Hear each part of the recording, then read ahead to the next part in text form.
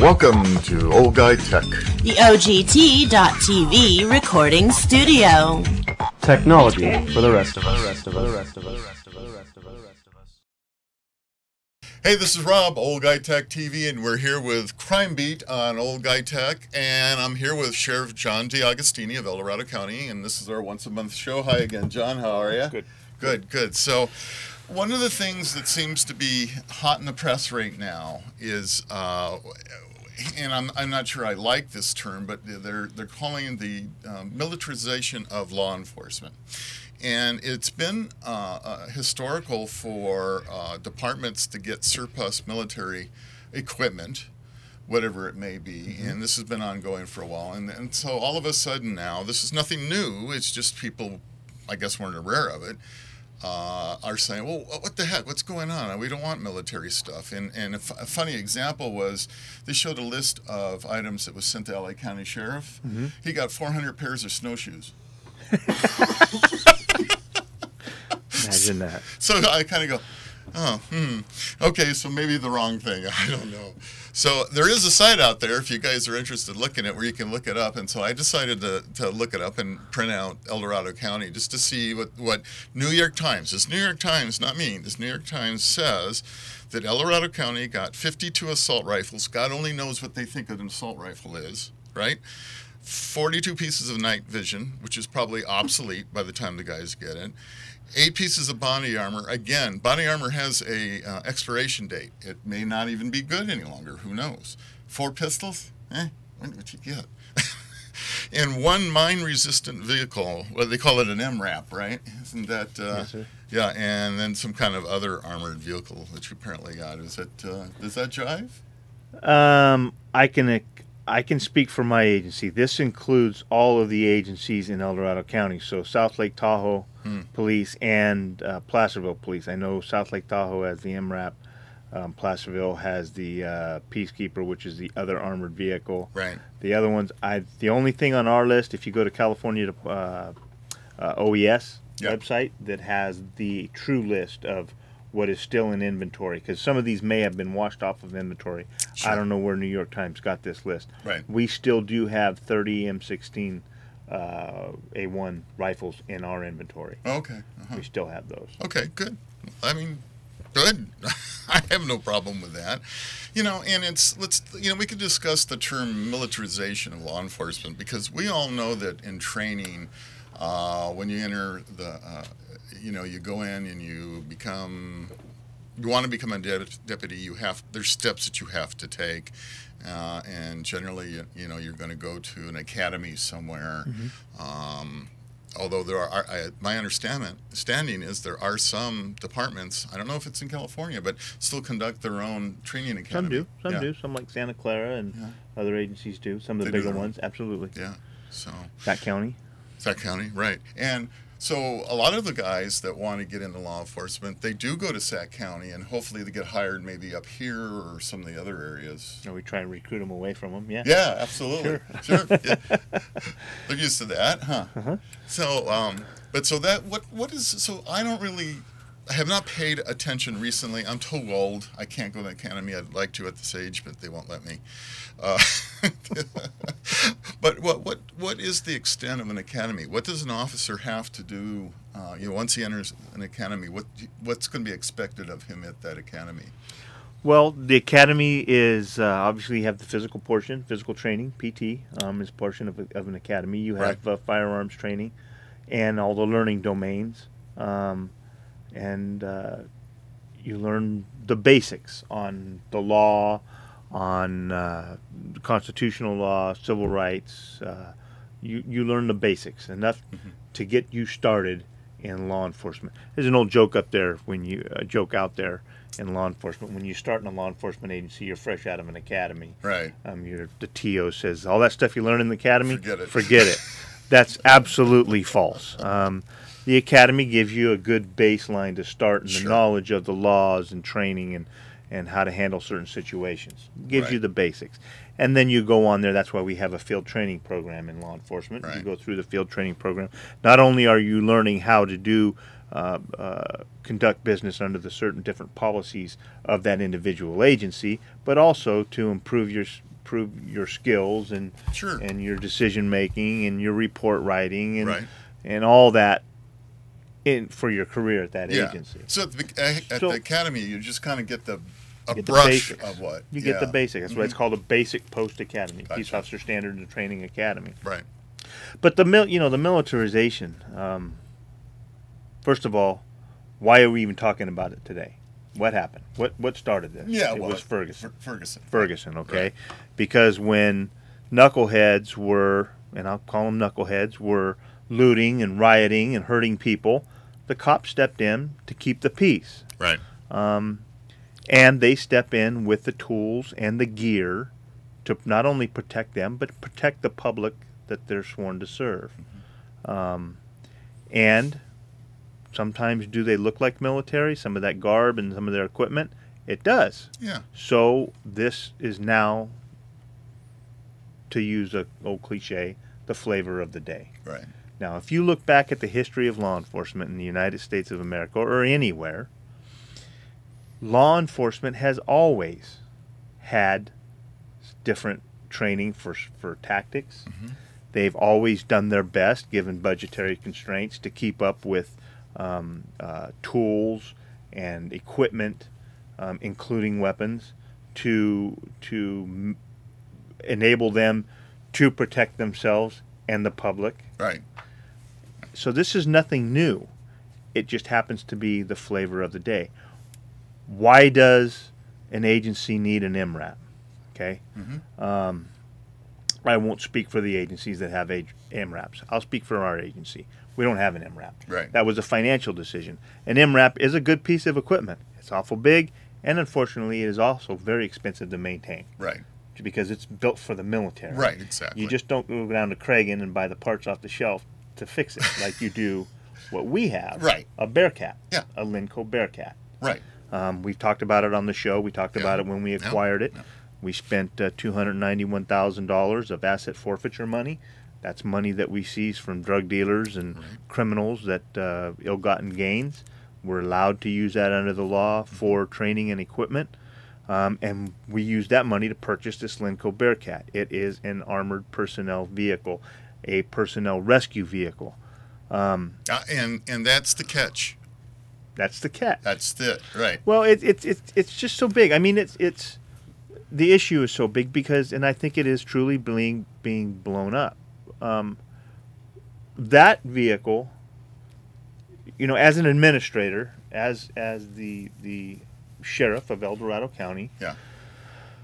I look at all these expenditures very, very carefully, obviously. And when the opportunity came up and we talked about getting this Bearcat, what is it? Why do we need this?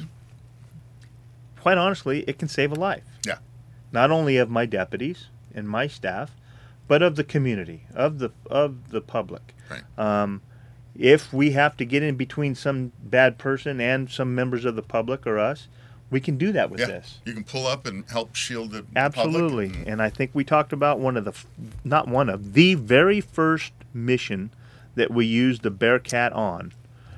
It was brand new. We had just taken delivery of it. As a matter of fact, it wasn't licensed yet. Mm-hmm. It was sitting at County Fleet. And we had a wanted homicide suspect out of Napa County show up in our county. We located him. Found him in a house in El Dorado Hills. Mm-hmm. He barricaded up when we tried to arrest him. We did a surround and call out. We did evacuations on the houses around that residence. And he was making it very clear that he wasn't giving up. Yeah. It was one of those, come and get me, coppers, we're going to shoot it out kind of thing. Right. Well, I was at home that night. I knew what was going on. I was watching it on the screen, on the CAD screen that I can get on my phone. And I get a phone call from one of my lieutenants who says, actually a captain, this is what we have going on. We have a plan. We would like to use the Bearcat. I said, well, then why are you asking? Go get it. If you need it, go get the Bearcat. Well, it's not licensed. I said, go get it. Is it going to save a life? It could save a life. Go get the dang thing. Damn right. So they got it, took it down to El Dorado Hills. They formulated a plan. They drove the Bearcat up on the front lawn of this residence.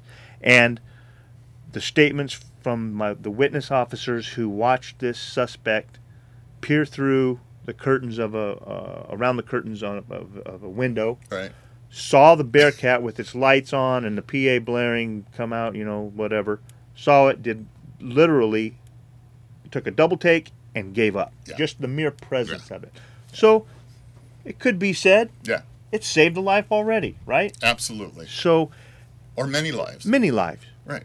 So why would I not want such a piece of equipment to be able to carry out my duties that we're sworn to do? Yeah. Why wouldn't I do that for my agency and the community we serve? Now, I'll go so far as to say, do things like this get abused? Absolutely. Right. Do we end up with bad case law and to deal with these kind of issues from time to time because people have abused it? Absolutely. But hold those people accountable. Mm-hmm. Don't penalize me, or such as the city of Davis. They acquired an MRAP. Right. I'm sure everybody's watched it on the news. The city council and all the people in town got so up in arms that this thing was even present in their community that they want it out. And they are. They're getting rid of it. Now, if they have a North Hollywood situation or something down in the city of Davis or any type of similar situation where that vehicle can save a life, they should haul every one of those people up there that stood up in front of that mic and said, I don't want this. It has no place in law enforcement. Yeah. And somebody should file a class action lawsuit on them, or I don't know how it works. But that, to me, I just don't get that mindset.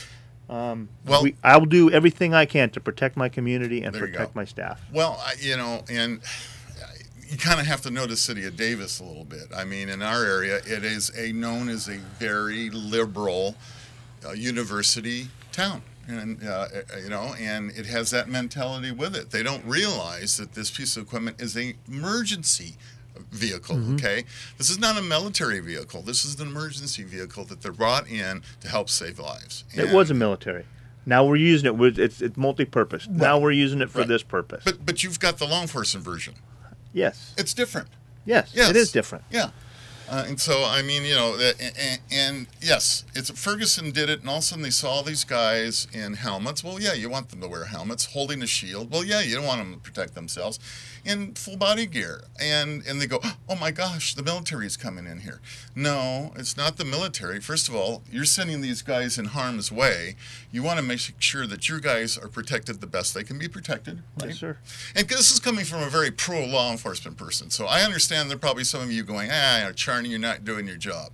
But I know enough, and I've been around law enforcement long enough to know that, you know what, we got to protect these guys. These guys are out there so that we can protect you. Yeah, every day to protect you the best they can, and the equipment they have should be the best. Now, does it look like military equipment? Sure. Some of it does look like military equipment. Is it black? Some of it's black, sure. And we've come to this situation like black guns. Every black gun is a bad gun, is an assault weapon, right? It's all because of a damn color. Perfect analogy. Yeah. Perfect. That's what it is. Yeah. And I just don't understand this. And you know what? We're going to find out more about Ferguson when it comes out, because that officer, all the information on the officer has not come out. And small things are starting to leak out that this guy was in a fight. Mm-hmm. He had broken eye socket. He may have had a concussion, they're saying. There's more to the story, and the powers that be are holding back and saying, just wait, we're going to do this right. Mm-hmm. So, give them credit on that. Mm-hmm. Mm-hmm. So, so when you have people, public out there going and say, why do you need that? You shouldn't have it. They got to remember it's a safety. Until we need it. Until we need it. Until we need it. Yeah, and then what would you have to do? You'd have to call another agency and say, hey, can we borrow your toy for a day? Yeah. It's one of those things. It's better to need it and not have it than to need. Absolutely. Or I'm sorry, better to have it and not need it than need it and not have it. Right. That's exactly right. Very, very, very much so. And and that's the case. And again, like I said, it's coming from me as far as very pro law enforcement, but I see an absolute need for it versus probably, unfortunately, a contingent in Ferguson that are mostly of color, and they just think that all law enforcement is bad, and that there's a lot of unwanted stops, and so the whole community, what do? They feed upon themselves. They start rioting on those store owners that set up stores for them to shop at. It's convenience for them. What do? Those knuckleheads get in there and they start looting. the people that were serving the community. Mm-hmm. What's wrong with these people? I mean, I don't. What's wrong? Every time you see a riot, you see looting, and you go, you have just taken the people that were in your community serving you and took them away from the picture. You harmed them, you hurt them, they stayed there for your community, and now you expect, what do you expect? Mm-hmm. We're on the same page. Absolutely. Yeah. You know, absolutely. It's one of those things that just really bothers me because it's like, I don't understand it. I just, so you win the World Series, what do? You go out and riot. You know, and it's like, what? Come on, folks. Sometimes I think our country has really gotten a little crazy here. So when you're watching the news tonight and they bring out, again, the alphabet networks seem to all want to talk about militarization of law enforcement. Step back a little bit and look at this in the broader picture, because it's not, you know, it's there for safety's sake. It's not that the law enforcement's going to be knocking on your door taking away your guns. So even you Second Amendment people, and you know how strongly I feel about it, they're not there to take that, okay? It's there to protect the public, period. Mm-hmm. All right, so we got that right, huh? Okay. We got past that issue. We got Perfect. that. Well, and I think it needed to be said. That's a big issue, and I do too. I just I've been called by a few different news outlets, media outlets, right, and asked the question, and that's what I just said here is what I've said to all them, and how they choose to spin it, that's on them. Yeah. Right. But nothing has changed. Nothing has changed since the beginning of time. A matter of fact, we're more undergunned than in the past. If you look at the American Revolution, the revolutionaries had the same weapons that the military had. That's right. Now the military has the rockets and SAMs and all all that other stuff. Yeah. We don't have that, so we're way behind. But that's okay. Yeah, I mean, it does the job, and I don't think the end of the earth is going to happen anytime soon. That you need apocalyptic type of equipment. I don't think that's in it. So, Jonathan's got a question. Our producer. I have a question about the new sheriff reality show. Oh, okay. And, You want? And the question of this person is it going to make Placer look like Meth Mountain? No. No. So yeah, you snuck in on us. No, here. What's that this is, all about? I thought we were the only show for El Dorado County. We starting back right after I was elected. I also remember I was doing this show, and I was also doing Point Blank. Right. With Mike Dennis. Mike, with the studio that he had and the equipment that they had, offered to do a recruiting video for us. We gave him some access. They did some recruiting. Came up with this wonderful recruiting video. And also out of that came out with a lot of footage, and was planning on a local cable channel 7, I guess it is. I don't know. Local 7, doing a series on the El Dorado County Sheriff's Office. We work for you kind of deal. The word got out that it wasn't in that industry, that this wasn't a cop's show. This wasn't arrest them, take them to jail, go on to the next one type of show, series. It's not that. It's the true what we do. Up until the deputy sitting there and say, I've been doing this for 2 hours. For the last 15 minutes I was out there, typing reports. Right. So it encompasses everything, in corrections, into dispatch, into even though it can be difficult, but trying to work the fiscal side and everything, all of it. Fox liked it. Fox thought it was, with the timing of everything the way it is right now, that the other side needs to be told and be more transparent and show that there's more to this job than cops. Right. So they struck up a deal with our agreement that we have full control. We have to, due to, it's law enforcement. Sure. And it will start airing on the 20th of September this month, after the college football games, and then again the same episode Sunday evening, and for a series of 26, or half the year. I'm excited. Now, there has been folks that have said, oh my gosh, we don't want to put the crime in El Dorado County out front. Folks, there's crime in El Dorado County. Of course there is. If it wasn't, I wouldn't have a job. wouldn't have the opportunity to sit here and talk with Rob once a month. The focus isn't the crime in El Dorado County. The focus is our staff, the El Dorado County Sheriff's Office, and the fine job that the men and women of this agency provide to the citizens and communities of El Dorado County.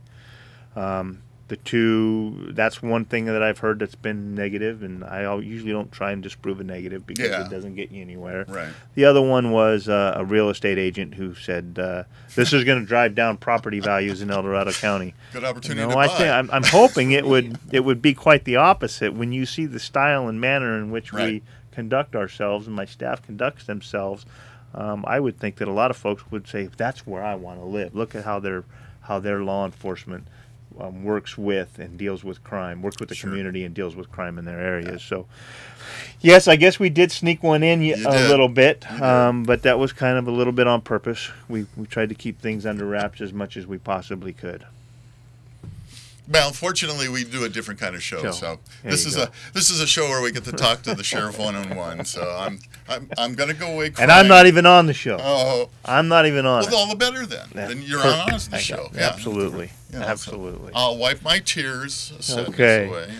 It's going to be exciting. I'm looking forward to watching it. I've seen every episode because I'm the last step in the process to approving it. It goes all the way up through the chain. I've seen every episode, so I'm really looking forward to see the reaction from the community and the feedback. And again, I know there will be. You can't make everybody happy, and that's just the way it is. Every episode should end with writing reports. Everyone should end with writing reports. Yeah, they don't quite, but yes, I agree. That's funny. Well, it'll be good. It'll be nice to see. And like I said, I know it's a different show than we got, so I'm not jealous. I just Okay. Little tear, but that's okay. Oh, okay. I thought we were really little good tear, buddies. little tear. So I thought today, just for fun, John and I always wanted to talk guns. One of the things that we both have a passion. We both love firearms. We both love shooting. So there's been a rash of new personal protection ammunition that's been coming out the last 20 years. It started way back, and they're getting more and more and more. And so I decided I've got 6 different versions of personal protection ammunition. Oh, boy. And this is going to be Stump the Sheriff. Let's see if he can identify these rounds of ammunition. Won't that be fun? Come on, this will be fun. We're going to start with one of the very first personal protection rounds. I probably won't get one. Oh no, I know you. So here's we can put so you can see the people can see the. John, look at the screen for just a second. There you go. Okay, so that was one of the very first early personal protection rounds that came out. And it was not one of the big name companies. It was a small name company that came out. The tip of the bullet was either black or blue, depending on the caliber. And that was one of the very first ones that came out. And it was initially supposedly designed for air marshals, although I hear that they never did use it because it did penetrate aluminum, which about everything does. So John's looking it over. He's thinking real hard here now. I have seen it before, but for the life of me, I can't remember the name of it. You'll know it the minute I tell you what it is. All right, are you ready? Go ahead. Okay. Glazer Safety Slug. Glazer Safety Slug. There you go. That was the Glazer Safety Slug. Glazer. Glazer, right. With the G. G. Yes. So that was the very first one. Yeah. Okay.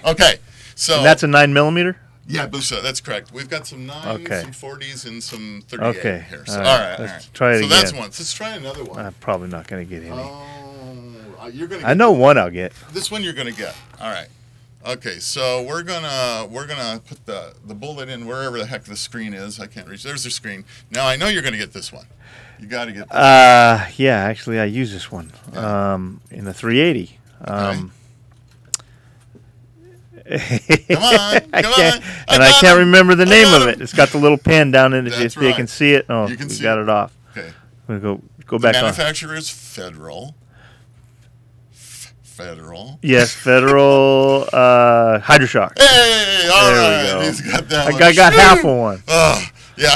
I Federal Hydroshock. That's it. These are actually pretty impressive. They are. They do a good job. So there's an interesting story about this one that I teach in my classes, is that when Federal Hydroshock came out, A lot of the law enforcement departments in the very cold climates, in Alaska, in Canada, in New York, and areas like that, everybody loaded up with those. And one of the things they found out is that because of the size of the hollow point, and not only just Federal Hydroshock, but other straight hollow points, what was happening is in the wintertime, guys were dressing up with wool. I mean, these are citizens, bad guys. Wool and down and everything, and it was actually acting like a ballistics vest. These guys weren't going down. It wasn't penetrating. So much of a kinetic dump in the outer clothing. That's right. Wow. So a lot of these departments have gone to a more of a full metal bullet during the wintertime, and then they switch over in the summertime. Yeah. See? See what you don't... It'll learn. Didn't know that. All right. Let's see this one. I got... I was thinking that's about the only one I would have remembered, and I only remembered half of it. Yeah. Let's see. I got to remind myself now. I think I know. Okay, I know what this one is. All right, try this one. Let's see if we can do that one. I've seen it, but I have no idea what the name of it is. Hornady. Hornady. So that one's got a nice little red. Let's show the public. Is that the... There's a little red button. Ultimate defense or whatever they call it? Yeah, there you go. You got it. It's critical defense. Critical defense, yes. Critical defense. So you've seen that one before. That's a fairly new one on the market. And the tests show that it does open up and does do a really pretty good job. What's nice about it, in the next one I'm going to show you, is that it feeds in just about everything. And as you know as well as I do, that many semi-automatic firearms are picky. Yes. And so let's show this one. Okay. Now that one, as you look at it, there he goes. As he looks at it, it's got a big F on the stamp. It looks like a full metal jacket, doesn't it? Does. Yeah. I have no idea what this one is. Oh, I should have brought my expanded bullet. That is the Federal Guard Dog. And the Federal Guard Dog is, what's really neat about it is that's actually a hollow point filled with the material kind of like that you got on the Hornady, a polymer material, and it expands, to twice the size. It does that cavitation devastation that we want that bullet to do, and it feeds in just about everything. So that's just a very thin jacket over the tip there. Exactly. Just for feeding and for reliability. Feeding. Exactly. Makes sense. Yeah, and I carry that a lot in a lot of guns because I don't want, sometimes things get a little finicky, and you want to make sure that it feeds well. That gun has never failed. That bullet has never failed me. Yeah, wow. It feeds really, really well. And that's a Federal product. Yeah, that's this little guy right here, Federal Guard Dog, is what it's called, and that's a good one as well. Then can't get it right. We're going to get to the. Okay, so this one is. Show you that one. And I'm not going to worry too much about one. That's a Spear Lawman, isn't it? It's basically, that one is the Winchester. It is the, Winchester. This one was based on the Black Talon, but it's not the Black Talon. Exactly. And I what can't did remember we what say they early? changed the name. Yeah. The whole thing, the whole reason is basically it is the Black Talon. It's called the Bonded PDX-1. It's basically the Black Talon bullet, except they didn't paint it black to make it, PC. Yeah. So another good bullet. But now I'm going to show you the absolute ultimate in technology in bullet design. Now let's see if you get this one. Here's this one. Now take a good look at this one. Oh, I've seen. Look at this. Look at that. Look at the machining that went into this. This is just not a pressed bullet. Nope, this is machined. It's CNC'd. Every single bullet is CNC'd. And that is actually 8 or 9 separate shards in front of a slug behind it. Right. I've seen it on the videos on YouTube. Yep. You can actually find it on YouTube, but I don't know. I see on the head stamp it says JAG. Yeah. And here it is. So it's known as the G2 Research Bullet. They call it the Rest in Peace. Rest in peace. Pricey? Very. Very. You're looking at about $4 a bullet. So you don't want very, very limited practice with these. So you want to make sure shoot a magazine through full in your gun before you do it, and just make sure they all feed. Then you'll be all right. RAP stands for Radically Invasive Projectile. Exactly. Hey, stop the bad guys. Stop the bad guys. So we stumped the sheriff. We did it. Yay! We wanted to have a little fun, so I thought we had a little fun with that one. Huh? That was okay. I like that. that. Good. You like that one. I like that one. Next time let's do it with guns. Yeah, we'll do it with guns. Well, we hit our 30-minute mark, so we will. We'll do it with guns. So, hey, this is Rob with Old Guy Tech TV. John, thanks again for coming in. I really appreciate it. As always, buddy. Thank you very much. And, hey, for those of you out there, hit that donation button. We're barely hanging in there, so we'd like some help, and we'll see you next time.